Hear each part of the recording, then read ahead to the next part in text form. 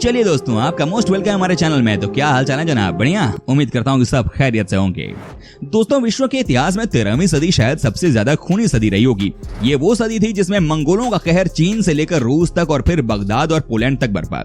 दोस्तों, आज के इस वीडियो में हम एक ऐसे ही मंगोल शासक की बात करने वाले हैं जो दुनिया का सबसे क्रूर सेनापति कहलाया। ये शख्स था चंगेज खान। जी हाँ, आज हम आपको इन्हीं के बारे में रोचक जानकारी देने जा रहे हैं, जिसे जानकर आपका खून गर्म हो जाएगा। तो आप बने रहिएगा इस वीडियो के अंत तक, तभी बात समझ में आएगी। चलिए वीडियो शुरू करते हैं। तिमुचिन से चंगेज बनने तक का सफर। तिमुचिन तब कोई 11 बरस का रहा होगा जब उसके बाप येसुगेई बगातुर को तरतारों ने जहर देकर मार दिया था।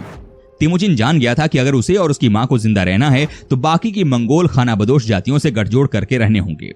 तिमुचिन ने जमकुआ और कैरियत नाम की जनजाति के तोगरी लड़ाकों से खून का नाता निकाल लिया था। जब मोरकित जनजाति के लोगों ने तिमुचिन की मंगेतर बोरते का अपहरण कर लिया था तो इन्हीं दोस्तों की मदद से उसने बोरते को छुड़ाया था। जवान होने पर उसने कई और जनजातियों को इकट्ठा किया और तरतारों का विनाश कर अपने बाप की मौत का बदला लिया। तिमुचिन की ताकत अब बढ़ने लगी थी। ये देखकर जमकुआ और कैरियत उसके दुश्मन बन गए। ताकत की चाह ने उन्हें तिमुचिन के हाथों मरवा डाला और फिर 1206 में मंगोलों के सभा कुर्लित ने उसे अपना सरदार या कैगन घोषित कर दिया।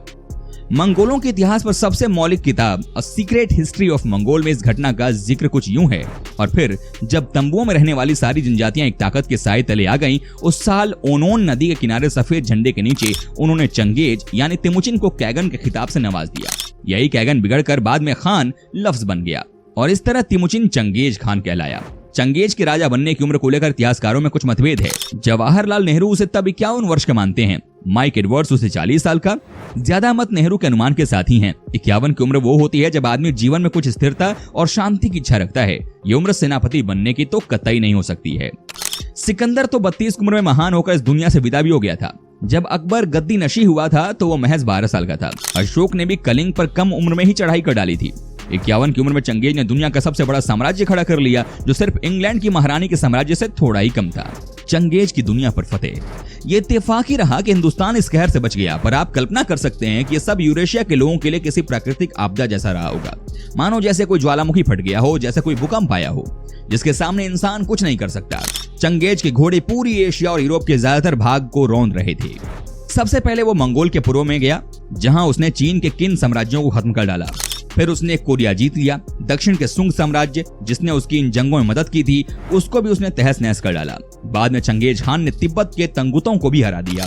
मंगोलिया के पश्चिम में उस वक्त कारा खितई नाम का एक राज्य चंगेज खान के लिए मुश्किलें खड़ी कर रहा था। लिहाजा उसने पश्चिम का रुख कर लिया और यहीं से पश्चिम एशिया की तकदीर हमेशा के लिए बदल डाली। कारा खितई को हरा देने के बाद उसने ख्वारिज्म की ओर रुख किया। पहले चंगेज ने अपने कुछ व्यापारी और व्यापारी के भेष में अपने जासूस ख्वारिज्म के मोहम्मद शाह के दरबार में भेजे। ये सब सिल्क रूट से गए थे। ख्वारिज्म साम्राज्य के ओरत्रार नामक प्रांत के गवर्नर को कुछ शक हुआ, लिहाजा उसने उन सब व्यापारियों और उनके भेष में छिपे जासूसों की हत्या कर माल लूट लिया। जब चंगेज को यह मालूम हुआ तो उसने भुनभुना कर अपने राजदूत को शाह के पास भेजा और कहा कि ओरत्रार के गवर्नर को उसके हवाले किया जाए। शाह ने उस राजदूत का सर काटकर चंगेज को पेश कर दिया। उसे ये नागवार था, पर जैसा एक सेनापति को बर्ताव करना चाहिए उसने वही किया। उसने कोई हड़बड़ी नहीं की, पर बदला लेने का मन जरूर बना लिया।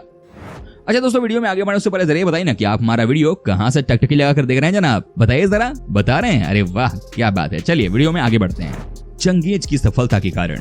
रॉबर्ट ग्रीन चंगेज की सफलता का कारण उसकी सेना की चपलता, उसके शानदार घुड़सवार और हथियार के तौर पर आग के गोलों के इस्तेमाल को मानते हैं।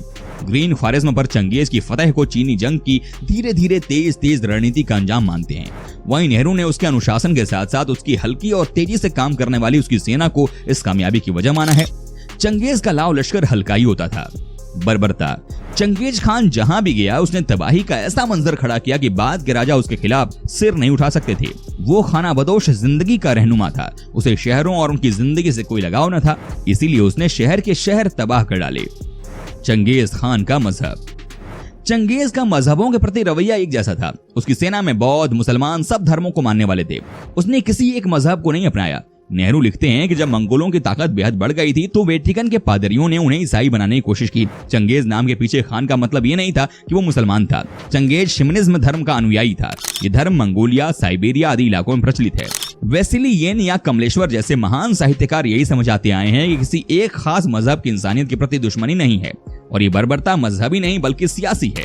शायद यही कारण है कि मंगोलियाई चंगेज खान को शैतान की औलाद नहीं बल्कि एक महान राजा मानते हैं। तो दोस्तों ये थे चंगेज खान से जुड़े कुछ बेहद ही चौंकाने वाले सच। दोस्तों उम्मीद करता हूं कि आपको हमारा ये एपिसोड पसंद आया होगा। साथ ही दोस्तों अगर आपको इस वीडियो पर कोई राय देनी है तो आप हमें कमेंट करके अपना फीडबैक दे सकते हैं। और हाँ, अगर आप हमारे चैनल पर नए हैं तो प्लीज चैनल को सब्सक्राइब जरूर कर दीजिएगा, क्योंकि हम आपके लिए रोज इस तरह के वीडियो बनाते रहते हैं।